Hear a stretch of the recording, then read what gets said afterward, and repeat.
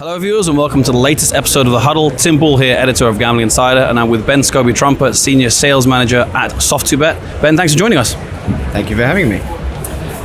We're going to talk about a few interesting things today. Mega's going to come up, and I understand it. Mega played a big role in how you joined the company. If you maybe want to introduce us to a unique little story there, I think. Yeah, so basically I was working for another company. Soft2Bet were a client of mine. I came over to see them at ICE, the last one in London. Somebody introduced me to Mega, and within 30 seconds, I knew this was going to change the industry. So, as the story goes, the next week, I hand my notice in, and now I'm working and promoting Mega for Soft2Bet. Mm-hmm. Well, we're going to get more into kind of Mega, but initially, on that first impression, what was it that kind of stood out to you? So, from my opinion, when you think about gamification, everything that you see is almost a little bit behind the times. So you have these retention tools that they're there, they serve a purpose. You have, spin a wheel, pick a box, that kind of thing. But this is really kind of next level gamification where we've lent heavily into the mobile gaming space. How do we leverage the mechanics that they use, i.e. sort of progression? You look at Candy Crush, for example, you don't start on level 1 and stay there. You go from level 1 to level 5, so you can really see that progression. And that's what players want. They want to have this engaging and immersive experience. Ramping up the pressure with this next question, has reality lived up to those initial expectations? It's exceeded it, to be honest, because when I saw it, it was still in its embryonic stage. So they had engines out there with their B2C brands, but as we've evolved, we haven't stood still. There's more game engines that are coming out, and what we're seeing is it really appeals to the new generation that are mobile native, and it's just a fantastic product. Walk us through the product a little bit more, and sometimes the hardest job is, if I could ask you to exactly sum it up in a short, few words for someone who perhaps everyone in the industry will be familiar with it, but for someone who's seeing it for the first time. So what Mega does is it engages, retains, and creates fans of the brand from that perspective.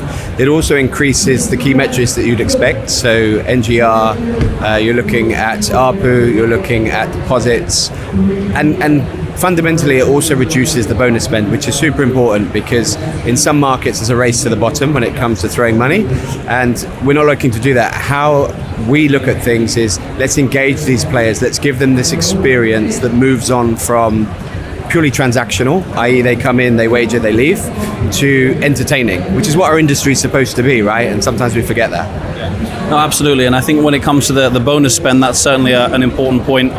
We spoke to a professor in the University of Nevada, Las Vegas recently who spoke about the free spend. Maybe companies are spending a little too much on it. So yeah, retention obviously very important, and especially with high acquisition costs.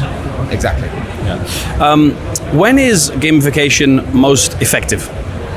So, a variety of different settings, but really from our perspective, it's when you have a narrative that resonates with the audience. And by audience, I mean player base. Because when I'm giving demos, we have around sort of 16 to 20 engines, and I lean towards some of them and I say, oh, this one's amazing, this is really cool. And the operators say, it is, but respectfully, it may not be for our audiences. Maybe they'll like something a bit softer, so we think that this one would be for our audiences. And that is the key. So there's the collaboration between us and the operator, and because the operator knows their player base, they can say this one would suit, and then we can start to customize and configure that to the player base.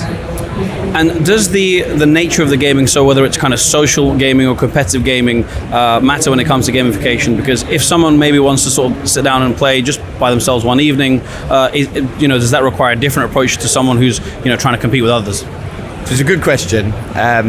If you think about gamification, it definitely has a social element, right? You look at everything that is played online, and people have these communities, they're talking to each other, but it doesn't preclude having that from a solo perspective, because gambling itself is quite a solitary hobby. So you wouldn't necessarily put out on socials that you're gambling, but you might, if you're winning certain things in a game engine, you might say, oh, I've just done this, I've achieved this, I've unlocked this, I've leveled up, that kind of thing. So There are a variety of different settings that it works in, but again, going back to the progression aspect, it's the progression and a human nature that we want to progress through levels and things like that. So it doesn't matter whether that's within a community environment or in a solo environment, it's that progression that's important. Sure. Going to amp up the pressure a little bit more with this question again. When we talk about the concept of gamification, but Mega as a whole as well, what kind of difference are we looking to adding to the margins, to the bottom line? If an operator is using this, how much more can they kind of expect to get from the player? So we saw an uplift in a variety of different metrics. How we looked at it was 6 months prior to having gamification. Mega was introduced 6 months after, so that's the measure that we used. 65% increase in NGR, 45% increase in ARPU, and for me, that's it, right? I look at these commercials, I'm a commercial guy, thank you very much, you can sign up here. But another interesting stat is 400% increase in screen time. And as a company, we really look closely at that, because we're no longer looking at other operators as competitors, we're looking at screen time. So you're looking at Netflix, you're looking at TikTok, Insta. You've all been in that situation where you're on the couch with a loved one, maybe they're half watching a program, somebody else is scrolling. That's the person we want to capture, and we want to have this engaging experience. Yeah, really interesting point, and I appreciate kind of the specific data on that as well. That obviously helps back up a point. Thanks for all your answers so far. A final question, kind of looking ahead. You've talked about the impact of Mega and especially the personal impact it had on you as soon as you saw it. But moving forward, kind of Q4 and 2025, what kind of plans can we expect from SoftBet generally, but also in this Mega area? So more game engines. We're constantly listening to the market, understanding where they want to go. The other thing as well is the configurability is key, because what happens is maybe 3 operators take similar game engines, but one of them says, I'm in Canada, rather than have casinos, I want to have provinces. Somebody is a lottery, maybe we've got a game board for them and they say, let's have lottery tickets as one of the squares. So although they can take similar mechanics, because of the configuration, everything looks different.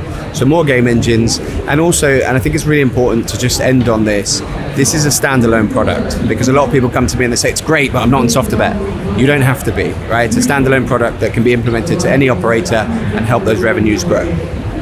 Well, Ben, thanks very much for your time, and really enjoyed speaking with you. Thank you.